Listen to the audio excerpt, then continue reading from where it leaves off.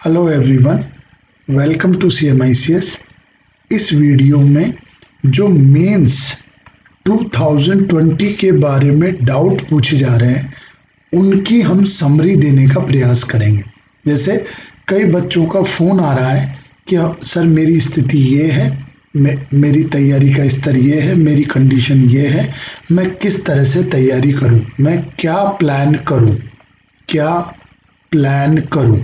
तो इस तरह के प्रश्न पूछे जा रहे हैं।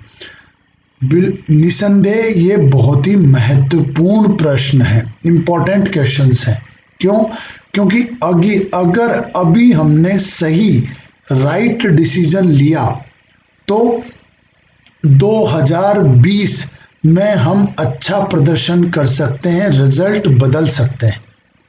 ठीक है, तो इसलिए हमारी डायरेक्शन बहुत ज़्यादा ज़रूरी है। हम अभी क्या रणनीति चुनेंगे वही हमारे परिणाम को तय करेगी। इसलिए हमें समय लेकर और अपनी तैयारी के अनुसार, जो हमारी तैयारी की स्थिति है उसके अनुसार स्ट्रेटजी हमको चुननी चाहिए, ना कि कुछ भी हम चुन लें।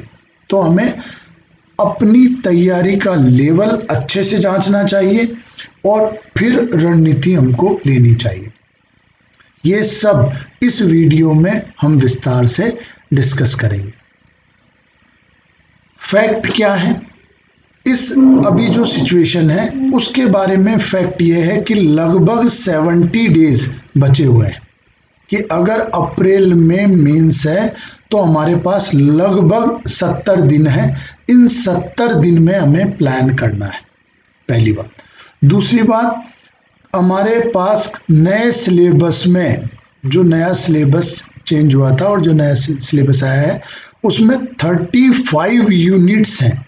इसमें हमने 5 यूनिट एथिक्स की भी ऐड की है।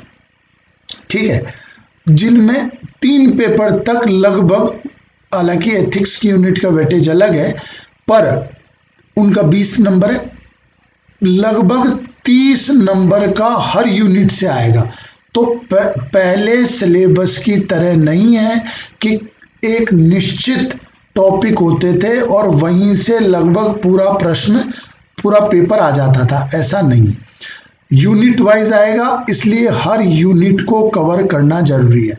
तो हमारे पास 35 यूनिट्स हैं और लगभग 70 दिन बचे हैं। तो अगर हम प्लान करते हैं तो 2 दिन एक यूनिट के आते हैं, यानी कि कुल मिलाकर ये कि समय बहुत कम है, समय अब बहुत कम बचा है। और इन 35 यूनिट के अलावा एथिक्स और ऐसे पेपर, हिंदी और ऐसे पेपर 2 तैयार हमको करने हैं। हिंदी बहुत क्रूशियल है, very important, specially for English medium, बहुत क्रूशियल है हिंदी। इस बार ये रहा कि हिंदी का पेपर इजी आया और इंग्लिश मीडियम वाले कंफर्टेबल रहे। नहीं तो कई मायनों में देखा गया है कि बहुत इंटेलिजेंट बच्चे भी हिंदी में cut off minimum marks cross नहीं कर पाते। और आप ये गारंटेड मानकर ना चलें कि इस बार भी फिर हिंदी का पेपर इजी आएगा। तो आपको हिंदी का पेपर अच्छे से तैयार करना है, स्पेशली इंग्लिश मीडियम और हिंदी मीडियम वालों के लिए भी अच्छी रैंक दिलाने के लिए और अच्छा स्कोर के लिए हिंदी बहुत जरूरी है। और वही केस ऐसे के साथ भी है, निबंध के साथ भी है। तो आपको 70 दिन में 35 यूनिट और 2 पेपर कवर करने हैं।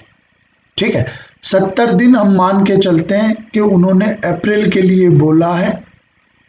हम वर्स्ट सिनेरियो में मान के चलते हैं कि अप्रैल के फर्स्ट वीक में एग्जाम होगी, क्योंकि उन्होंने 24 अप्रैल को प्री दी है। तो वर्स्ट सिनेरियो में हम 1 या 2 अप्रैल को मान के चलें तो लगभग काट पीट के 70 डेज के आसपास बैठते हैं, मोटा मोटा। दूसरा क्या इशू है? दूसरा इशू ये है कि हमको एक निश्चित मटेरियल तय करना है। मटेरियल से कहने का मतलब है मेरा कि जो नए सिलेबस चेंज हुआ है उसके प्रॉपर नोट्स, क्योंकि जैसे ही कोई टॉपिक आया हमें उसे बार बार सर्च ना करना पड़े कि ये हम कहाँ से पढ़ें, फिर इंटरनेट और एक नोट्स, दो नोट्स, तीन नोट्स, चार नोट्स, तो यहाँ फ्रस्ट्रेशन आती है, समय टाइम खराब होता है। तो एक निश्चित सामग्री चाहिए हमको, नोट्स चाहिए, ताकि हमारे उसमें से सभी यूनिट कवर हो जाए। कुछ अगला केस ये है, कुछ नए यूनिट्स जुड़े हैं, उन नए यूनिट से हम परिचित नहीं हैं। परिचित नहीं है, फैमिलियर नहीं है। फैमिलियर का मतलब है कि उनकी टर्मिनोलॉजी हमको पता नहीं है। तो जब उनकी टर्मिनोलॉजी हमको पता नहीं है तो हम लिखने में कंफर्टेबल नहीं होते हैं, लिखने में कंफर्टेबल नहीं होते हैं। और अगर हमको वह थोड़ा बहुत भी प्रश्न आता है तब भी हम नहीं लिख पाते हैं। इसलिए इन नए टॉपिक्स को हमको थोड़े डीप में जाकर तैयार करना है ताकि इनकी टर्मिनोलॉजी हम तैयार कर सकें। ये भी एक इशू है। दूसरा इशू, पूरा सिलेबस कवर करना है, पूरा सिलेबस, और इसके नोट्स, शॉर्ट नोट्स तैयार करने हैं। शॉर्ट नोट्स, शॉर्ट नोट्स आपके पास चाहे खराब राइटिंग में हो, क्योंकि राइटिंग मैटर नहीं करती है, सिर्फ आपके लिए शॉर्ट नोट्स हैं और दोबारा आपको ही उससे रिवीजन करना है। तो बस इतना हो जाए कि आपको वो समझ में आ जाए। इसलिए शॉर्ट नोट्स तैयार होना बहुत जरूरी है आपके लिए। दूसरा, प्रीलिम्स, कि आपकी 2021 की प्रीलिम्स भी वो लगभग सभी को देनी है, तो वो भी आपको मैनेज करना है। तो अप्रैल के बीच में, इन 70 दिनों के बीच में ये भी चैलेंज है।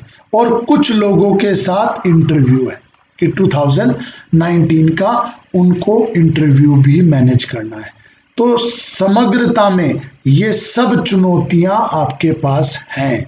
ये सब चुनौतियां हैं, इनके साथ ही आपको तैयार करना है।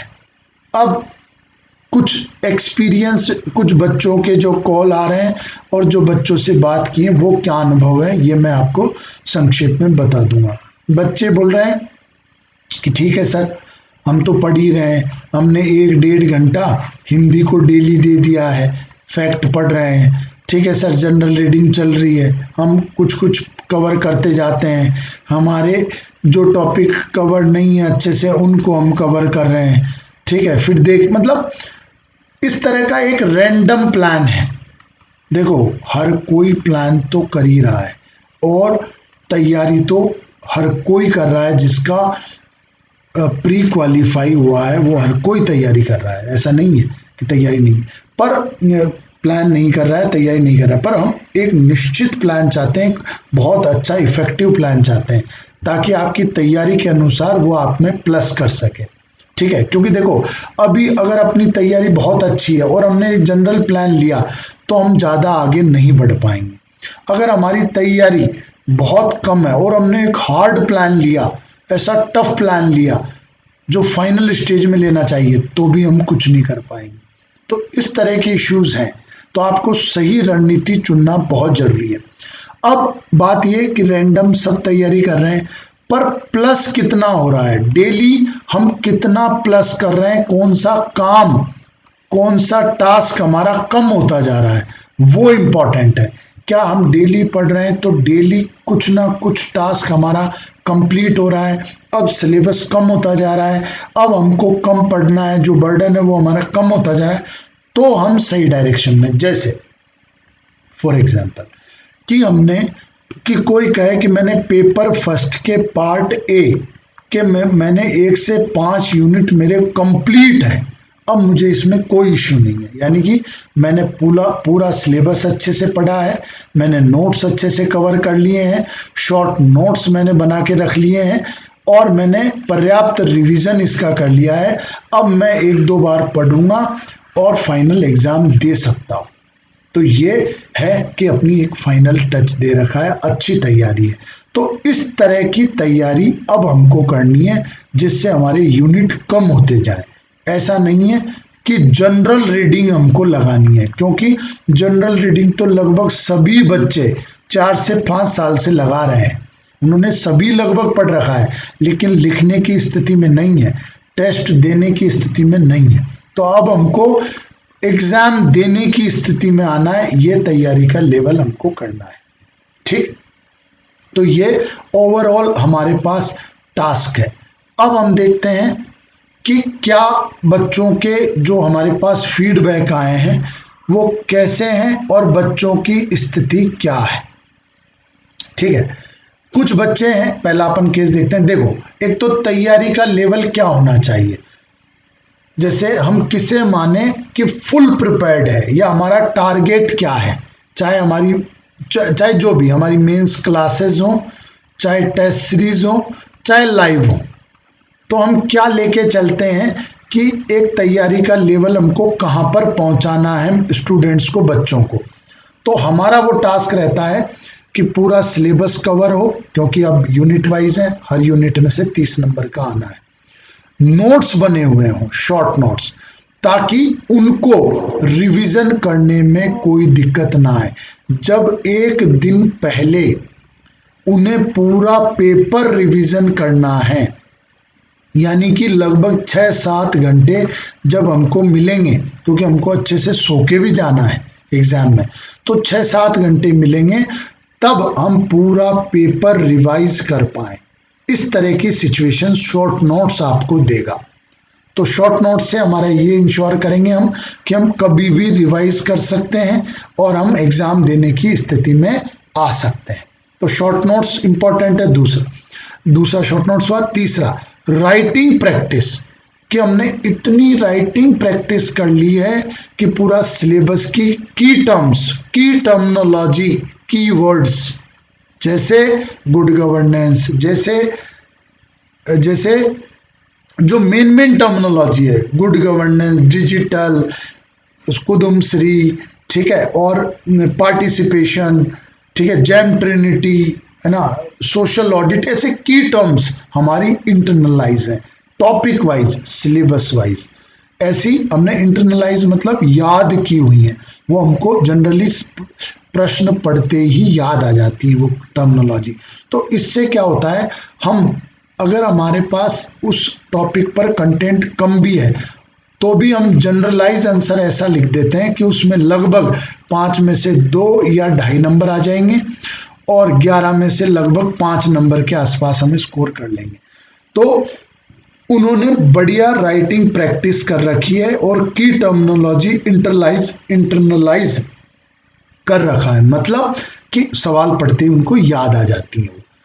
और तीसरी सिचुएशन है कि उनके टेस्ट में अच्छे मार्क्स आते हैं, उनके अच्छे मार्क्स आते हैं, गुड मार्क्स उनके आते हैं, जैसे उन्होंने रेगुलर टेस्ट दिए हैं और उनके अच्छे मार्क्स आते हैं। देखो, ऐसा नहीं है कि मैं कोई टेस्ट और इन सबको प्रमोट कर रहा हूं, पर टेस्ट एक सही मूल्यांकन का माध्यम है, अनटिल अनलेस कि पेपर अच्छे हों। पेपर अच्छे हों मतलब बहुत इजी ना हो,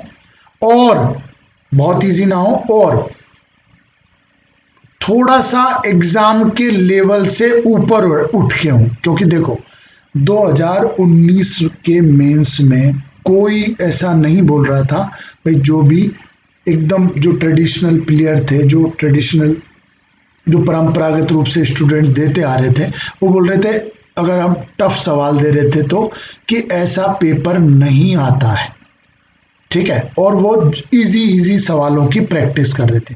लेकिन 2019 में टफ पेपर आया थोड़ा सा, और टफ पेपर आने की वजह से कई बच्चे अच्छे से नहीं कर पाए। यही 2020 के प्री में हुआ। तो बहुत सारे ऐसे बच्चे जो 2019 का मेन इंटरव्यू दे रहे हैं, 20 में बाहर है। तो ऐसी दुर्घटना ना हो, इसलिए हमको एक लेवल ऊपर करना पड़ेगा। अगर ये एमपीपीएससी का लेवल है तो हमको एक लेवल ऊपर करना पड़ेगा। ऐसा नहीं है कि हम यूपीएससी का लेवल करें। देखो यार, यूपीएससी का तो लेवल ही अलग है, वहाँ प्रश्नों का स्तर नहीं, वहाँ दृष्टिकोण चेंज हो जाता है। दृष्टिकोण चेंज हो जाता है। वो एनालिटिकल, वो आपके मेमोरी और याद करने की क्षमता पर ज़्यादा बल नहीं देते हैं।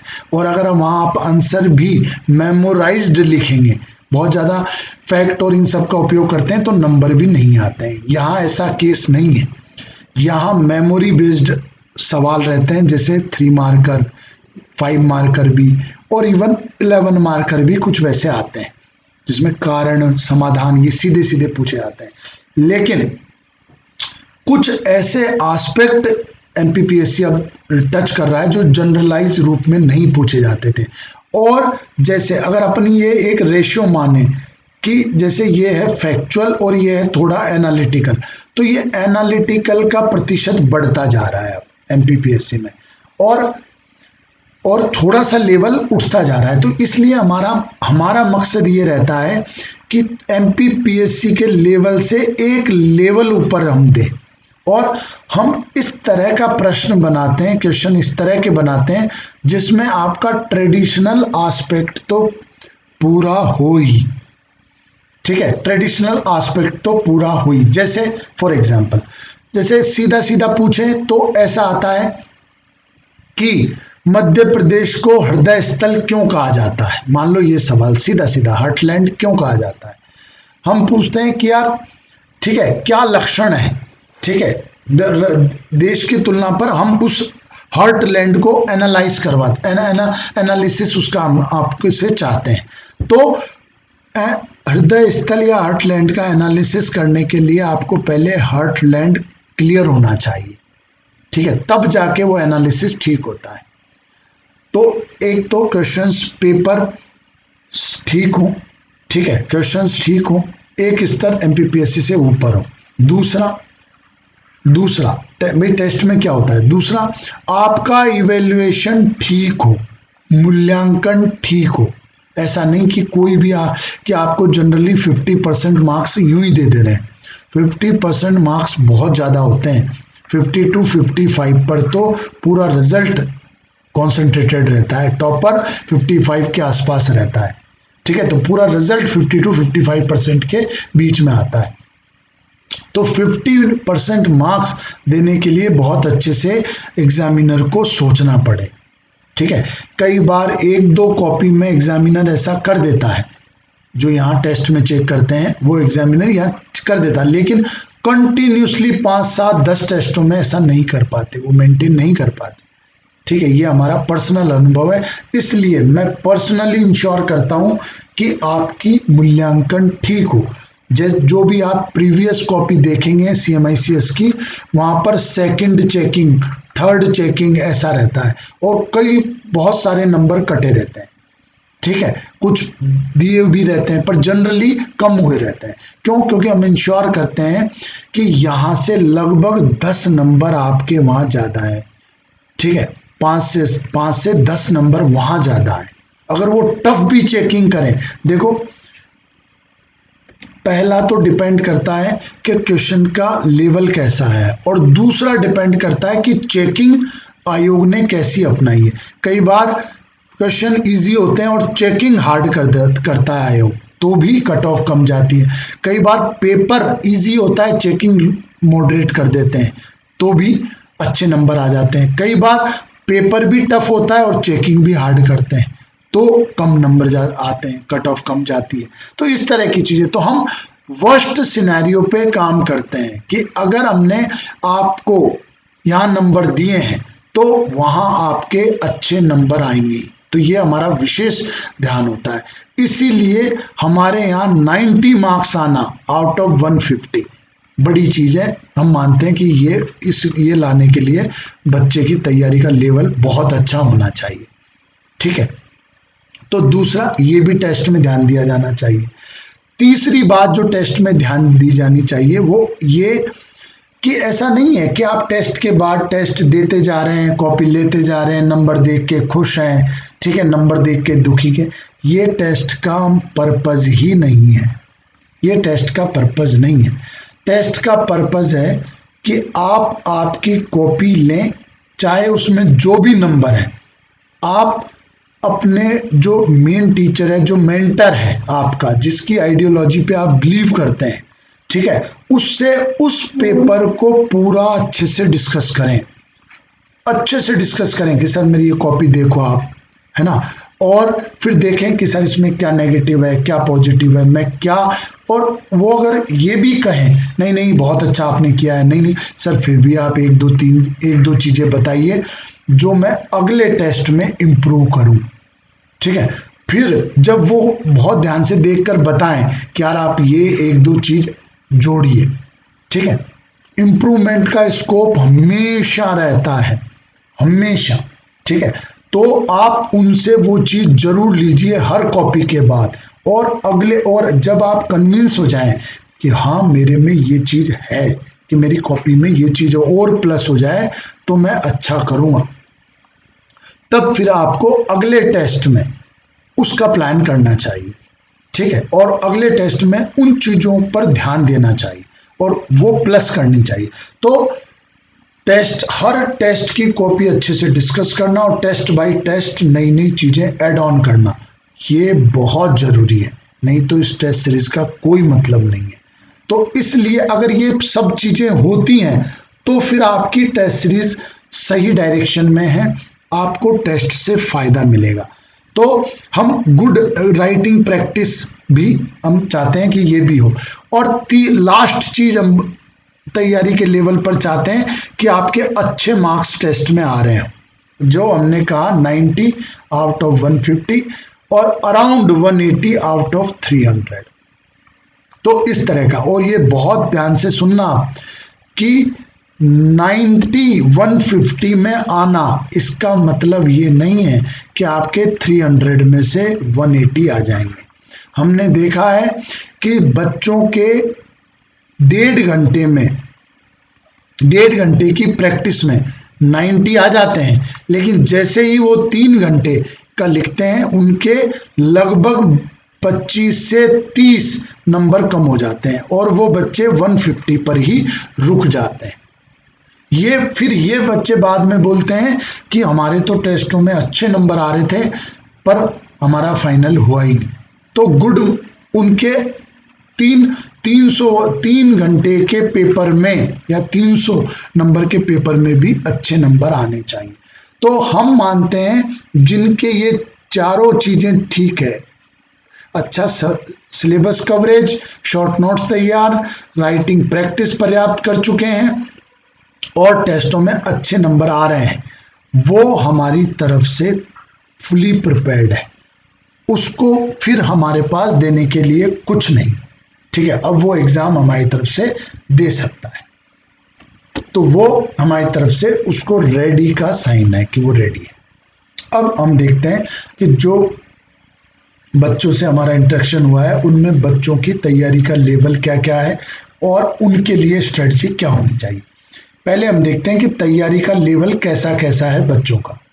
कुछ बच्चे हैं जिनका प्रिपरेशन का लेवल बहुत अच्छा है, जैसे ऐसे बच्चे जिन्होंने प्री के बाद कंटिन्यूस टेस्ट सीरीज दी है और कंटिन्यूस इम्प्रूवमेंट किया है, तो उनकी तैयारी का लेवल अच्छा है। मतलब जैसे अभी उनके 70 80 प्लस, मतलब ऐसे प्लस नंबर आ ही रहे हैं। ये नंबर मैं हमारे यहाँ बता रहा हूँ क्योंकि एक ऐसा है कि भाई जैसे जिस लेवल का हम चेकिंग करते हैं, जिस लेवल का थोड़ा सा पेपर हमारा हाई एंड पर होता है, उसमें ये आना बहुत जरूरी है। हाई एंड पर होता है यूपीएससी का कतई नहीं होता है, आप ये ना समझे यूपीएससी जैसा होता है।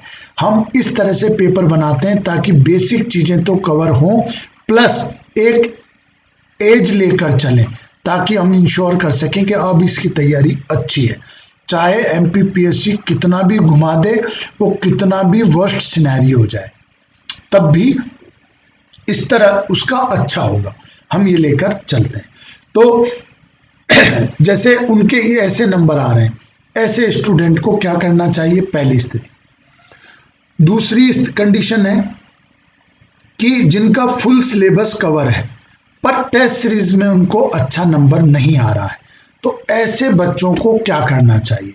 उनका सिलेबस अच्छे से कवर है, नोट्स तैयार है, पर उनके नंबर अच्छे नहीं आ रहे हैं, उन बच्चों को क्या करना चाहिए ये भी हम डिस्कस करेंगे।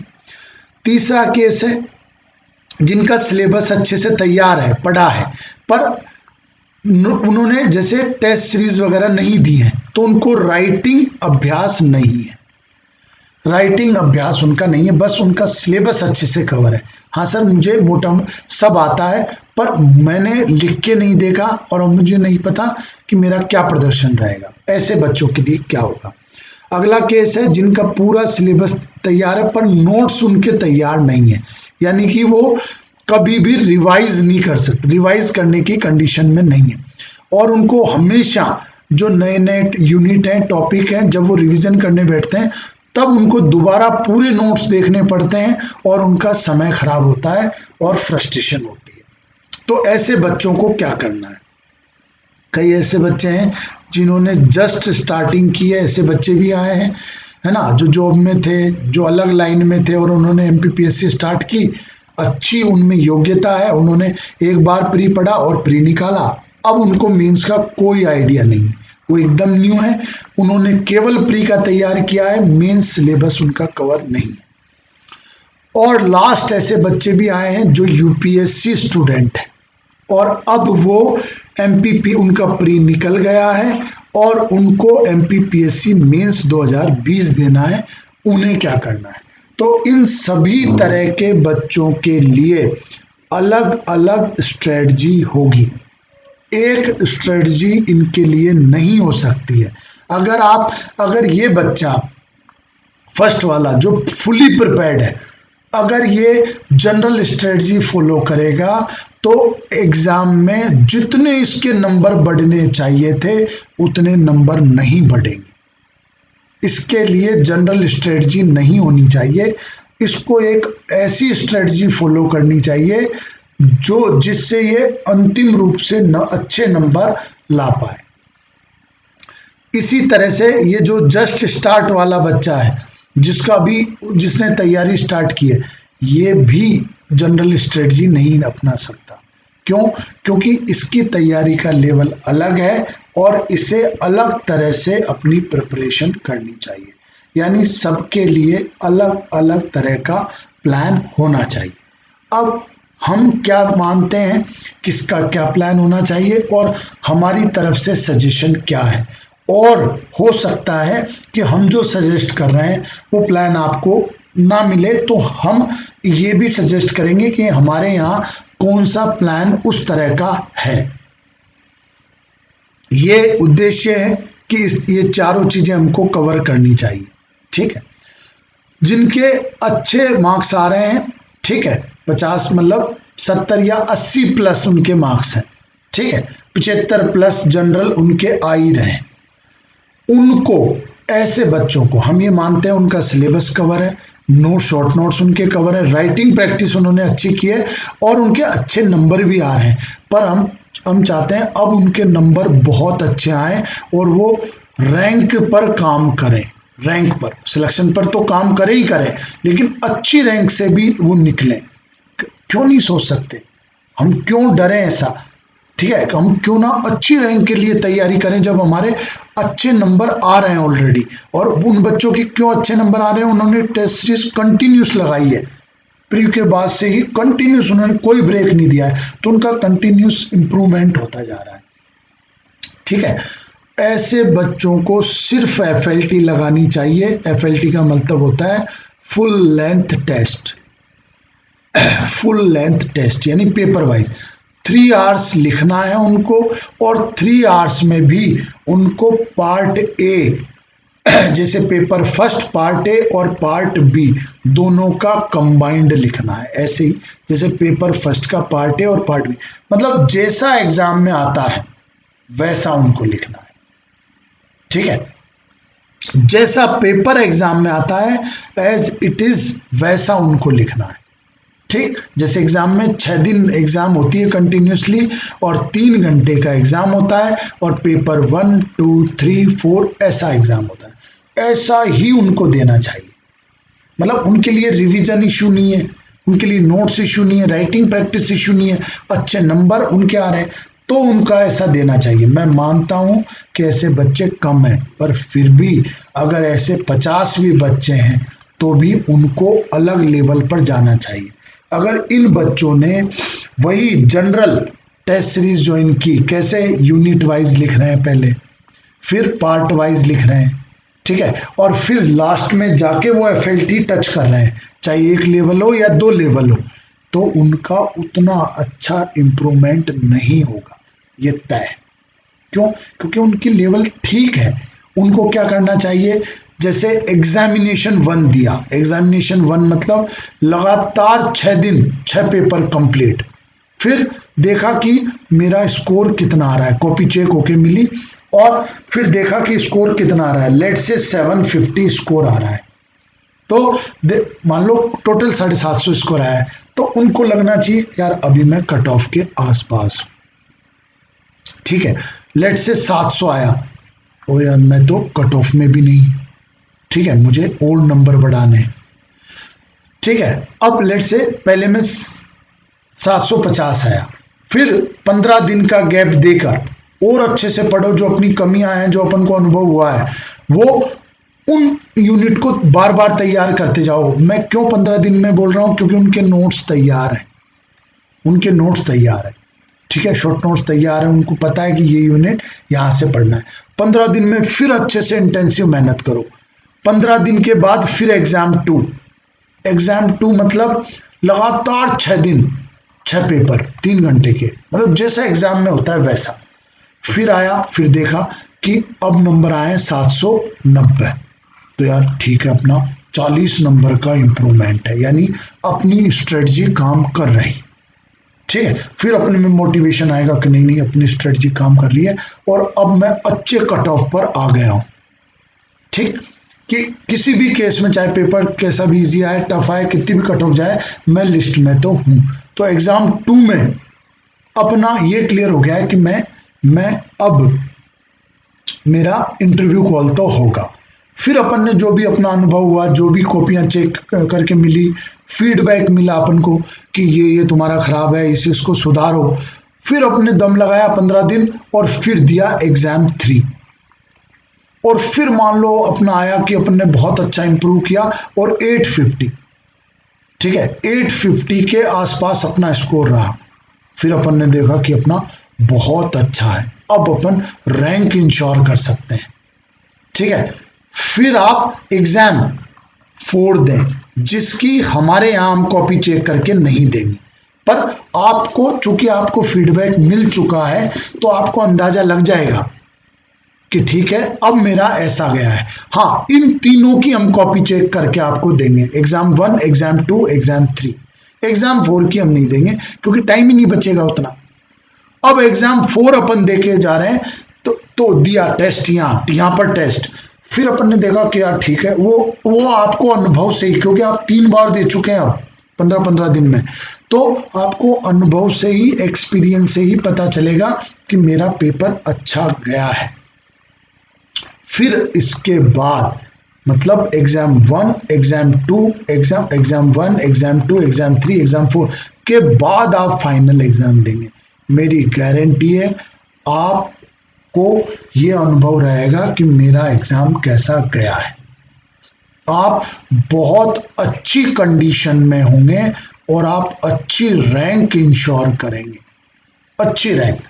गेम एक बार में ही खत्म होगा, क्योंकि ये भी बहुत ज़रूरी है कि हमारी अगर तैयारी अच्छी है तो क्यों ना हम उस लेवल पर खेलें कि हम इस अटेम्प्ट को लास्ट अटेम्प्ट मान के चलें, या लास्ट अटेम्प्ट बनाएं, मान के चले नहीं, बनाएं, चाहे अपना फर्स्ट अटेम्प्ट हो। पर हम जब हमने रेगुलरली तैयारी की है, हमारा लेवल अच्छा है, हमारे टेस्ट में नंबर ठीक आ रहे हैं, तो क्यों ना हम इसे लास्ट बनाएं और प्रॉपर अच्छी रैंक लें, सिंगल डिजिट में रैंक इंश्योर करें। तो ये करने के लिए आपको इस तरह की स्ट्रेटजी अपनानी पड़ेगी। हमने ऐसे बच्चों के लिए क्या प्लान किया है, बिल्कुल ऐसे बच्चे हमारे पास हैं। क्यों? क्योंकि M1 से लेकर M6 तक अभी टेस्ट हमारे चल रहे हैं, मॉड्यूल 1 और मॉड्यूल 6 तक, यानी कि 6 तरह की टेस्ट सीरीज तो अभी भी हम लोग चला रहे हैं, और लाइव आंसर राइटिंग चला रहे हैं। तो इनमें जो अच्छे बच्चे हैं, मेरी गारंटी है 50 बच्चे तो इसमें से हैं ऐसे, जिनका ये सब तैयार है। तो ऐसे 50 बच्चों के लिए हम क्या कर रहे हैं कि 3 सेट्स लाए हैं, 3 सेट लाए हैं 6 फुल टेस्ट के। देखो हमने क्या प्लान किया है कि कंटिन्यूसली 6 दिन एग्जाम लेंगे हम। पेपर 1 कंप्लीट 3 घंटे का, वही एग्जामिनेशन डेट, एग्जामिनेशन टाइम पर, जिस टाइम एग्जाम होता है उसी टाइम पर, और प्रॉपर एग्जामिनेशन के माहौल में। कैसे? हम एडमिट कार्ड इशू करेंगे, इन्विजिलेटर वहां रहेगा, वहां एग्जामिनर रहेगा जो घूमता रहेगा, ठीक है। 3 के 3 घंटे आप इधर उधर नहीं देख सकते, आप अनुशासित रहेंगे, ठीक है। तो इस तरह का चीज है। तो हम 6 paper, paper 1, paper 2, paper 3, 4, 5, 6, 6 paper लगातार 6 दिन 3 घंटे करवाएंगे, बिल्कुल एग्जामिनेशन जैसा, यानी एग्जामिनेशन 1। हम 6 से 7 दिन में आपको इनकी कॉपी चेक करके दे देंगे, और बहुत क्वालिटी वाली, वो आप इंश्योर रहें। और वो आप जो हमारे यहाँ बच्चे टेस्ट सीरीज दे रहे हैं या जिन्होंने दी है, उनसे भी आप फीडबैक ले सकते हैं, ठीक है। उस पर मैं विशेष रूप से ध्यान देता हूँ, क्वेश्चंस पर और सॉल्यूशन पर, और मेनली चेकिंग पर। तो चेकिंग और क्वेश्चंस पर विशेष ध्यान, ठीक। तो एग्जामिनेशन 1 का आपके 6 से 7 दिन में चेक होके आ गई। अब आपके पास लगभग 10 दिन है उसका एनालिसिस करने के लिए, और एग्जाम देते ही आपको एक भाव तो आया ही कि मेरे लगभग इतने नंबर आएंगे, और आपको जोड़ना भी चाहिए। छठे दिन जैसे ही आपने ऐसे का पेपर दिया, आपको जोड़ना चाहिए कि मेरे इस तरह के नंबर आएंगे, और तैयारी दूसरे दिन से आपने शुरू कर दी। पर 6-7 दिन के बाद आपको नंबर भी मिल गए, कॉपी चेक होके भी आ गई, जो फीडबैक आया उस पर आपने 10 दिन काम किया। फिर अब आप आ गए एग्जामिनेशन 2 में, ठीक है। एग्जामिनेशन 2 में उस फीडबैक पर काम करके, तो अब तक क्या हुआ, आपका एग्जामिनेशन 1 हुआ, उस पर फीडबैक मिला, आपने काम किया। अब आ गया एग्जामिनेशन 2, उस फीडबैक के आधार पर आपने एग्जामिनेशन 2 दिया, वो भी सेम तरीके से लगातार 6 दिन 3-3 घंटे प्रॉपर एग्जामिनेशन माहौल में, ये आपको इसका फीडबैक मिला। फिर आपने एग्जामिनेशन 3 दिया उसके आधार पर, और फिर फाइनली आपने एग्जामिनेशन 4 दिया। तो 3 फीडबैक आपको मिले हैं। मेरी गारंटी है, अगर आपकी इस तरह की तैयारी है तो आप लगभग 730 750 से स्टार्ट करेंगे अपना स्कोर, और 700 से भी करेंगे। और आप में अगर फीडबैक पर काम करने की क्षमता है, तो आप आराम से 850 तक जाएंगे, 840 850 तक जाएंगे इन 3 चरण में। और ये 4th वाला चरण भी हम कराएंगे, लेकिन इसकी कॉपी हम चेक करके नहीं दे पाएंगे बिकॉज ऑफ टाइम इश्यू, कि एग्जाम आ जाएगी इसलिए। तो ये इन 3 फीडबैक के आधार पर आप आराम से इंप्रूव करेंगे, और वहां बहुत अच्छा स्कोर आप इंश्योर करेंगे, बहुत अच्छा स्कोर, ठीक है। ठीक है, तो इस तरह से आपका एक अच्छा स्कोर रहेगा। एक अच्छा, अगर पेपर, देखो ये स्कोर कुछ भी हो सकता है, लेकिन बेस्ट रहेगा। अगर पेपर टफ आया, टफ चेकिंग हुई, तब भी आपका बेस्ट रहेगा। और इस क्रम में मैं गारंटी देता हूं आप रैंक इंश्योर करेंगे। लेकिन ये उन्हीं के लिए है जिनकी तैयारी अच्छी है। पर वास्तव में आपकी तैयारी अच्छी है तो आप डरे नहीं, और इस चैलेंज को आप एक्सेप्ट करें। ये टेस्ट सीरीज हम चालू करेंगे, इसकी डिटेल आप ऑफिस के नंबर पर ले सकते हैं, जो 9827091010, या हमारे कोई से भी नंबर पर आप कॉल कर रोमेश सर से इसकी डिटेल ले सकते हैं। वही इस टेस्ट सीरीज के इंचार्ज हैं। इन 50 बच्चों को मैं पर्सनली देखूंगा, 50-60 जो भी है, पर मैं मानता हूं कि ऐसे बच्चे कम हैं। पर ये तय है कि पूरों में से लगभग 150-200 बच्चे ऐसे हैं, पूरों में से। भाई जब 50-60-70 बच्चे हमारे पास ऐसे हैं, तो पूरे बच्चे तो ऐसे हैं। इन बच्चों को ये रिस्क लेना चाहिए, और हम तैयार हैं आपके साथ काम करने के लिए, आपको पर्सनलाइज टच देने के लिए। ठीक है, आपके लिए जनरल टेस्ट सीरीज अच्छी नहीं है, आप आपके तैयारी के स्तर को डाउन करोगे। वो एक स्तर एक बहुत तेजी से जिससे बढ़ना चाहिए था और जो आपकी रैंक आनी चाहिए थी वो रैंक उसमें नहीं आ पाई। ठीक है, तो आप इस चैलेंज को एक्सेप्ट करें जिनकी अच्छी तैयारी है। दूसरा आते हैं कि जिनका सिलेबस तैयार है पर उनका स्कोर अच्छा नहीं आ रहा है, इनको ज़्यादा से ज़्यादा टेस्ट देने चाहिए क्योंकि इनको स्कोर इम्प्रूव करना है। तो ये यूनिट वाइज टेस्ट दें, पार्ट वाइज दें, फिर एफएलटी दें ताकि 90 नंबर इंश्योर कर सकें। ये ज़्यादा टेस्ट देंगे तो इनमें हर टेस्ट में फीडबैक ज़्यादा मिलेगा। देखो पूरी कहानी फीडबैक की है। अगर आप टेस्ट देकर फीडबैक नहीं लेते हैं इट मीन्स वो अपॉर्चुनिटी लॉस है, आपने कुछ नहीं किया, उस टेस्ट का कोई मतलब नहीं। आप फीडबैक लें और फीडबैक पे काम करें और पर्सनल अच्छे से डिस्कस करें। तो आप ज़्यादा से ज़्यादा टेस्ट दें, ज़्यादा से ज़्यादा फीडबैक लें और इम्प्रूवमेंट करें। आप जितनी ज़्यादा इम्प्रूवमेंट करेंगे उतना ज़्यादा 90 नंबर के आसपास पहुंचेंगे। आपके लिए CMICS में जो मॉड्यूल 2 हमने लॉन्च किया है वो बेस्ट प्लान मॉड्यूल 2, आप उसके बारे में जानकारी ले सकते हैं। जो प्रीवियस वाला है वो मॉड्यूल हमारा स्पेशल है, उसके बारे में जो सबसे अच्छी तैयारी वाला है ये, उसके बारे में आप रोमेश सर से जानकारी लें क्योंकि उसको हमने अभी इसलिए इशू नहीं किया है क्योंकि आपको 15 दिन तैयार करना है। वो लगभग हम आज से 10 से 12 दिन के बाद लॉन्च करेंगे, मतलब उसके हम लॉन्च अभी कर देंगे पर डेट उसकी तब रहेगी फर्स्ट, तो आप उसके लिए प्रिपेयर रहें। मॉड्यूल 2 आपके लिए सेकंड वाले बच्चों के लिए ठीक है। थर्ड में अपन देखते हैं कि इन्होंने टेस्ट सीरीज लगाई नहीं है अब तक, यानी राइटिंग प्रैक्टिस नहीं की है। ये थर्ड वाला पार्ट इनका मिसिंग है, तो इनको जितना ये लिख सकें उतना ठीक है। जितना लिख पाए तो मॉड्यूल 2 भी ये ले सकते हैं और लाइव आंसर राइटिंग जो 9.A हम इशू करने वाले हैं, जारी करने वाले हैं, इसको भी आप ले सकते हैं।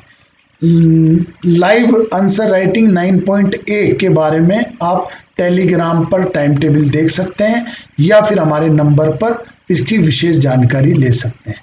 इसमें लाइव आंसर राइटिंग में इस बार हम ये चेंज कर रहे हैं कि कॉपी चेक करके आपको देंगे, कॉपी चेक करके हम देंगे। देखो लाइव आंसर राइटिंग में क्या होता है, हम पूरे के पूरे लगभग 70 दिन आपको डेली लिखाएंगे, बीच में FLT रखेंगे हम 5-5, 6-6 दिन में 3 घंटे का, ताकि वो 3 घंटे की प्रैक्टिस भी आपकी हो, है ना। तो एक तो 70 दिन लिखवाएंगे, एक FLT देंगे 3 घंटे का, फिर कंप्लीट बाद में पूरा FLT देंगे और इसमें हर यूनिट पे काम करवाएंगे आपसे, हर यूनिट पे।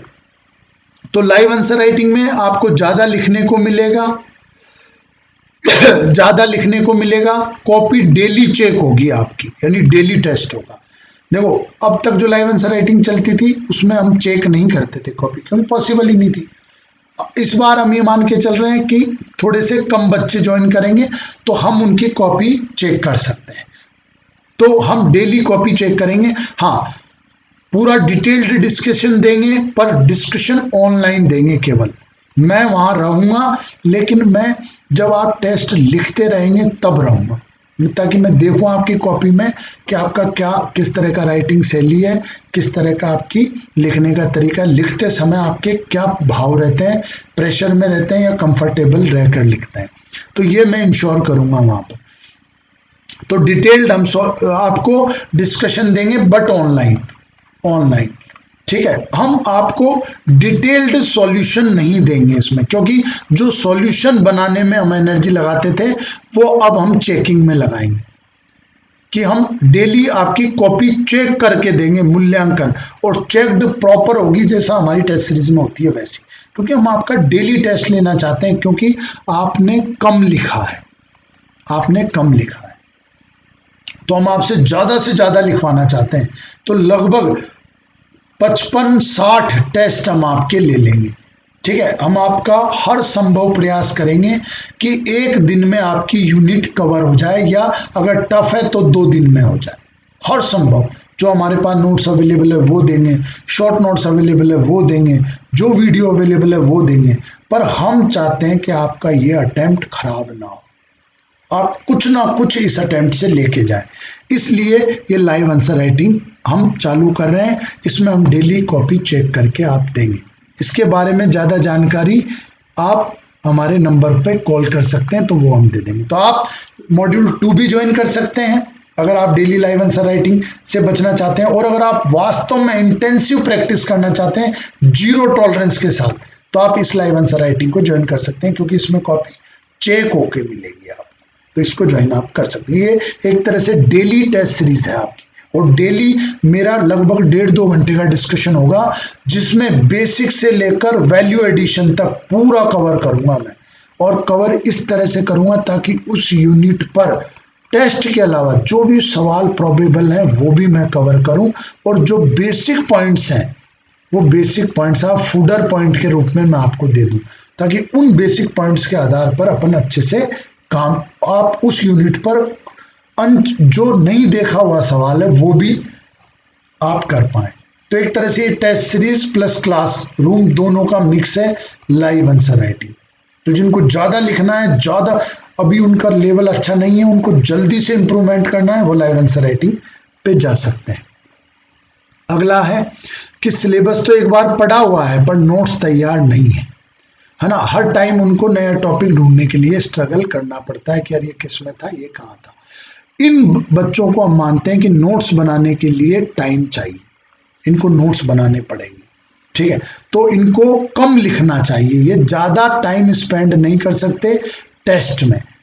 टेस्ट में ज़्यादा नहीं, अगर ये सारे आए दिन टेस्ट देने, कॉपी लेने और डिस्कस करने में इन्होंने टाइम लगा दिया, तो इनका सिलेबस ही कवर नहीं होगा। हाँ, ये लाइव आंसर राइटिंग में भी नहीं, क्योंकि लाइव आंसर राइटिंग में हम सिलेबस पूरा कवर कराएंगे, तो वहां पर हो सकता है कि इनको लगे ऐसा कि यार मेरा पढ़ा हुआ तो है, मुझे तो शॉर्ट नोट्स बनाने हैं, ठीक है। तो वहां भी उनको लगे। पर हाँ, अगर इनके ऐसा है कि नहीं मैं लाइव आंसर राइटिंग के साथ साथ शॉर्ट नोट्स भी बनाता जाऊंगा, तो लाइव आंसर राइटिंग भी देख सकते हैं। पर कहने का मतलब ये कि शॉर्ट नोट्स इनको बनाने पड़ेंगे, क्योंकि शॉर्ट नोट्स का रिस्क नहीं ले सकते। जब एक दिन पहले हमको पूरा पेपर रिवाइज करना होता है, तो शॉर्ट नोट्स हमारे काम आते हैं। शॉर्ट नोट्स ये हैं कि चाहे रफली, कितना भी रफली आप कीवर्ड्स लिखें, लेकिन ऐसा लिखें कि आप रिवाइज कर लें और आपके सामने से पूरी यूनिट चली जाए, ठीक है। तो ऐसे ऐसे बच्चों को क्या करना चाहिए, ये वीकली टेस्ट लिख सकते हैं, ठीक है। वीकली टेस्ट लिख सकते हैं ताकि इनको, अगर ये खुद नोट्स बनाना चाह रहे हैं तो ये मॉड्यूल 1 ले सकते हैं, वीकली टेस्ट लिखें और 7 दिन में ये खुद के शॉर्ट नोट्स प्रिपेयर करें, उसमें 6-7 यूनिट ये निपटाएं। नहीं तो ये चाहते हैं कि नहीं मुझे तो डेली बेसिस पर एक एक यूनिट करना है, तो ये लाइव आंसर राइटिंग भी ज्वाइन कर सकते हैं उसमें। लेकिन इनको डेली लगभग 14-15 घंटे पढ़कर और डेली एक यूनिट के शॉर्ट नोट्स प्रिपेयर करने होंगे, तैयार करने होंगे। तो ये दोनों प्रोग्राम में से एक ले सकते हैं। जिन्होंने अभी तैयारी की है शुरू, उनको प्री का नहीं पता है, उनको हर यूनिट बहुत ध्यान से कवर करनी पड़ेगी, उनको पूरा सिलेबस बहुत ध्यान से कवर करना पड़ेगा, उनको पूरा सिलेबस भी साथ में कवर करना है, राइटिंग प्रैक्टिस भी साथ में करना है, और अच्छा स्कोर भी लाना है। तो पूरी चीज़ें, सिलेबस, राइटिंग प्रैक्टिस और स्कोर भी इंश्योर करना है कि 90 नंबर आ जाए। उनके लिए एकमात्र लाइव आंसर राइटिंग है, जिसमें वो डेली शॉर्ट नोट्स तैयार करेंगे यूनिट वाइज। हम भी उनकी जितनी हेल्प हो सकता है वो हेल्प करेंगे। डेली लिखेंगे तो नंबर देखेंगे कि मेरे नंबर कैसे आ रहे हैं, और डिस्कशन के माध्यम से कॉन्सेप्ट भी क्लियर करेंगे, चीज़ों को मेमोराइज भी करेंगे। और ध्यान रखना, आप जितना ज़्यादा राइटिंग प्रैक्टिस करेंगे उतनी ज़्यादा चीज़ें इंटरनलाइज होती जाएंगी, मेमोराइज होती जाएंगी। तो ऐसे बच्चों के लिए लाइव आंसर राइटिंग है। लास्ट वो बच्चे हैं जो यूपीएससी से एमपीपीएससी में शिफ्ट हो रहे हैं, यूपीएससी से एमपीपीएससी में शिफ्ट हो रहे हैं। उनका प्री निकल गया है और अब वो एमपीपीएससी मेंस 2020 देना चाहते हैं। इन बच्चों के साथ क्या इश्यूज रहता है? इनमें इनर्शिया रहता है रटने का। ये सोचते हैं यार यूपीएससी में तो इतना बढ़िया एनालिसिस करके पढ़ते थे, ठीक है, इतना बढ़िया ये सब पढ़ते थे, ठीक है। आज ही एक बात हुई तो वो बोलता है सर मैं द हिंदू तो रोज पढ़ता हूँ सर, और द हिंदू से एमपीपीएससी में आने वाला करंट तैयारी करूँगा। ये बिल्कुल बकवास स्ट्रेटजी है। चाहे आपको द हिंदू कितना भी डेली पसंद हो और आप डेली आपका दिन स्टार्ट नहीं होता हो, लेकिन अगर आपको एमपीपीएससी में पोस्ट लेनी है तो आपको ये छोड़ना पड़ेगा और करंट कहीं रेडीमेड नोट्स, स्पीडी और जो भी मैगजीन आती है उन सब से तैयार करना पड़ेगा और करंट हिंदू में देने वाला टाइम घटाना पड़ेगा। तो आपको चीज़ें फैक्चुअल तैयार करना पड़ेगा, ये इनर्शिया आपको हटाना पड़ेगा। दूसरा क्या, हिंदी उनकी बड़ी दिक्कत रहती है। ना तो उनको हिंदी पढ़ने में मन लगता है और उनको लगता है यार ये क्या सोचकर सिलेबस में रख दिया। ये बिल्कुल आपको डेली पढ़ना है, रटना है डेली बेसिस पर। इसमें कोई मैं नहीं बोलूँगा समझ के पढ़ो, आप डेली आप रटें, क्योंकि रैंक में दिन रात का अंतर हो जाता है, इससे बहुत फर्क पड़ता है इससे, ठीक है। तो डेली इसको आप पढ़ें। अगला इशू उनके लिए रहता है 3 मार्कर्स, क्योंकि वो प्रिपेयर्ड नहीं रहते हैं 3 मार्कर्स के लिए। इतना छोटा लिखने का ना अभ्यास है, वो सिर्फ की टर्मिनोलॉजी तैयार करते हैं एग्जाम्पल के रूप में डालने के लिए और उत्तर की वैल्यू एडिशन बढ़ाने के लिए। लेकिन यहाँ तो जब आपको 3 मार्कर लिखना है तो उसको अलग एंगल में तैयार करना पड़ता है, तो ये आपको अच्छे से तैयार करना है, ये भी उनका इशू रहता है। एमपी के फैक्ट उनको अच्छे से तैयार करने होते हैं, तो वो भी उनके लिए इश्यूज रहते हैं। तो ये सब इश्यूज उनको आते हैं, इनर्शिया उनको हटाना पड़ेगा। एमपीपीएससी के हार्डकोर स्टूडेंट की तरह उनको रटना है, चीज़ें सिलेबस पे पूरी कमांड लानी है अगर पोस्ट लेनी है। और ध्यान रखना, आईएएस, आईपीएस, आईआरएस, आईएफएसबी मान लो फॉरेन सर्विस, इनके बाद आईएएस, आईपीएस, आईआरएस के बाद लगभग आईआरएस के समकक्ष है डीसी, और कई मायनों में तो आईएएस, आईपीएस, आईएफएस से ठीक है। अगर हमको नॉर्थ ईस्ट कैडर मिला और हम यहाँ डीसी बन रहे हैं तो बहुत सही है। तो आप बहुत अच्छे से समझें कि आप एमपीपीएससी मेंस में घर रहकर एक अच्छा सिविल सेवा का पद का एंजॉय कर सकते हैं। तो आपको ये इनर्शिया हटाना पड़ेगा, हिंदी को बहुत शिद्दत से पढ़ना पड़ेगा, 3 मार्कर को लिखना सीखना पड़ेगा, एमपी फैक्ट्स पर कमांड लानी पड़ेगी। अब देखते हैं इनका पॉजिटिव क्या रहता है। पॉजिटिव ये रहता है कि इनके पास बहुत एनालिटिकल क्षमता होती है, तो कई सवालों में बहुत अच्छा ये कर जाते हैं। इनका वैल्यू एडिशन बहुत अच्छा होता है, अच्छे एग्जाम्पल कोट करते हैं, अच्छे फैक्ट डालते हैं, ठीक है। इनका राइटिंग स्पीड अच्छा होता है, ये अच्छा डायग्राम बनाकर वैल्यू एडिशन कर देते हैं, तो ये बहुत सारा प्लस भी है इनका। और अब जो एमपीपीएससी का थोड़ा सा ट्रेंड एनालिसिस की तरफ जाता जा रहा है, तो इनके फेवर में जा रहा है। और हम देखते आए हैं कि इतिहास गवाह है कि जो अच्छी रैंक आई है वो उनको कहीं ना कहीं यूपीएससी का अनुभव रहा है, तो ये अच्छी रैंक भी स्कोर करते हैं। तो आप कॉन्फिडेंट रहें, बस थोड़ी सी स्ट्रेटजी चेंज करें ताकि यहाँ आप अच्छा प्रदर्शन कर पाएँ। आपके लिए सजेशन क्या है, आप हिंदी डेली बेसिस पे पढ़ें, डेली टाइम फिक्स रखें कि मुझे पढ़ना ही पढ़ना है। आप जितने नोट्स स्कैन कर पाते हैं, मतलब जितने नोट्स जो चल रहे हैं जीरोक्स शॉप पे अवेलेबल हैं, जितना आप पढ़ पाएँ, है ना। जितने 3 मार्कर, इस क्रम में क्या होगा, जितने 3 मार्कर आपकी नज़रों से निकलेंगे उतने ज़्यादा चांस रहेंगे कवर होने के। तो 3 मार्कर की वजह से ये सब नोट्स आप पढ़ें, एक रफ सा स्कैन करें, ऐसा नहीं आप मगअप करें और रंगते रहें उसको, नहीं, एक रफ सा स्कैन करें। Write as much as possible, ताकि ये नया जो फॉर्मेट है, ये भाई आपके लिए ये वाला फॉर्मेट नया है, तो इस फॉर्मेट को आप अडॉप्ट कर पाए, 3 मार्कर, 5 मार्कर और 11 मार्कर को आप अडॉप्ट कर पाए, और वो फिक्स पेज में आपको लिखने का अभ्यास हो। तो आपको ये चीजें करनी है। आप कोई भी टेस्ट सीरीज ज्वाइन कर सकते हैं, कोई इश्यू उसमें नहीं। आपको अगर कोई भी डाउट है तो ये डेडिकेटेड नंबर है टेस्ट सीरीज के लिए, आप इस पे कॉल करें।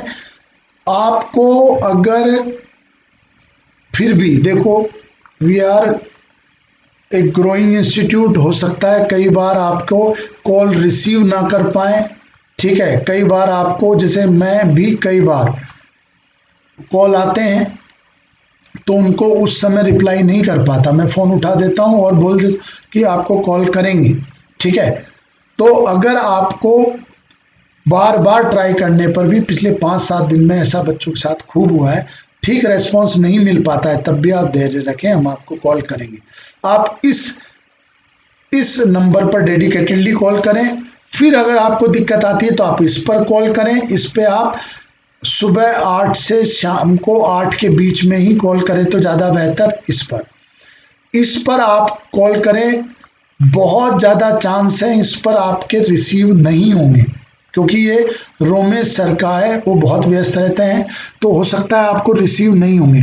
पर अगर आपका वहाँ मिस्ड कॉल दर्ज हो गया तो आपको कॉल जरूर आएगा, आपका डाउट जरूर दूर होगा, ये आप इंश्योर रखें।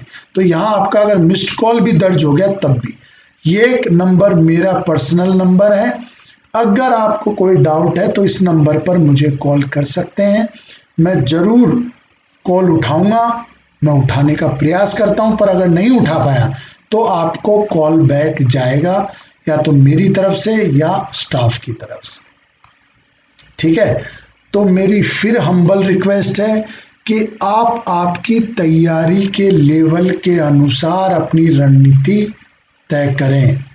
हमारे यहाँ सभी तरह की टेस्ट सीरीज चलाई जा रही हैं और चल रही हैं। आप बेफिक्र होकर पूछें, हम आपको बताएंगे कि हमारे यहाँ इस तरह की टेस्ट सीरीज चल रही है।